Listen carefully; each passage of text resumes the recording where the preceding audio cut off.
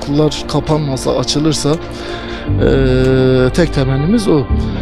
Geçen sene çok ciddi sıkıntılar yaşadık.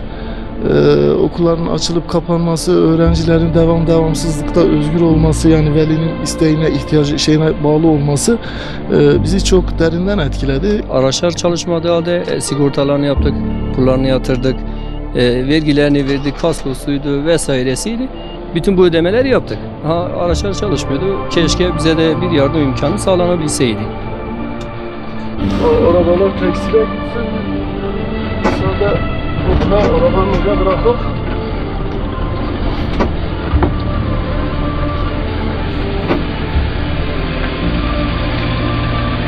geçen sene çok ciddi sıkıntılar yaşadık.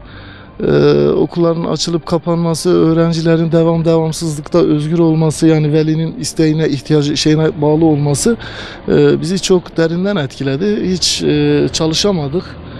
Kredi üstüne kredi, ne bileyim böyle geçim sıkıntısı yaşadık. Biliyorsunuz araçlar çalışsa da çalışmasa da bunun belli bir yaptırımları vardır. Sigortası, muayenesi, periyodik bakımları, efendime söyleyeyim koltuk sigortaları, bunlar olmazsa olmazı, yani yapmasak indirimlerden faydalanamıyoruz.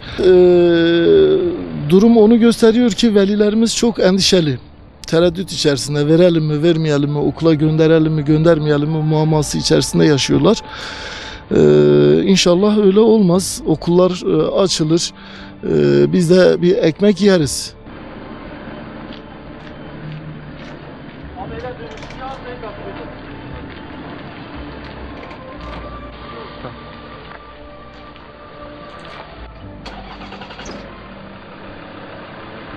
Geçen sene en büyük sıkıntılarımızdan biri çalışmayan araçlarımızdan verdiğimiz vergiler oldu. Devlet bu konuda bize biraz daha yardımcı olsaydı keşke daha güzel olurdu. Araçlar çalışmadığı halde sigortalarını yaptık, pullarını yatırdık, vergilerini verdik, kaskosuydu vesairesiydi. Bütün bu ödemeleri yaptık. Ağrı merkezde genellikle toplu taşımada şu an özellikle öğrenci S plaka işlerinde en büyük sıkıntımız bu.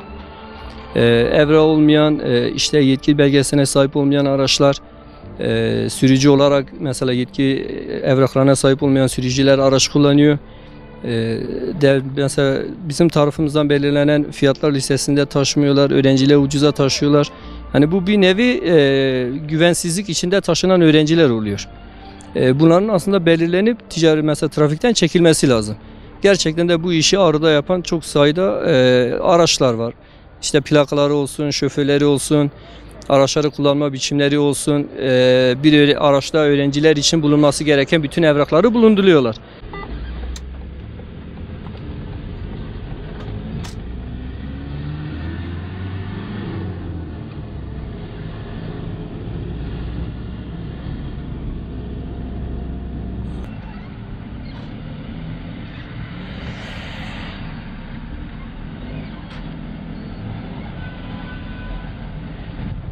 Şimdi yıl içerisinde bir aracın belli bir masrafı var, yani hepimizin bildiği gibi 2 tane pulu var, damga pulu var, vergisi var.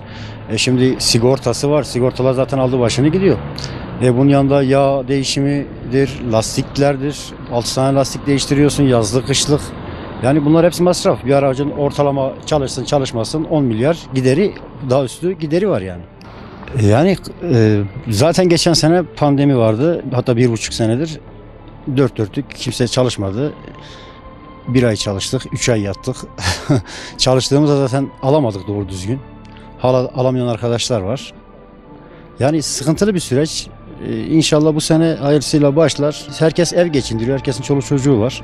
Herkesin ailesi var. Evine ekmek götürmesi lazım.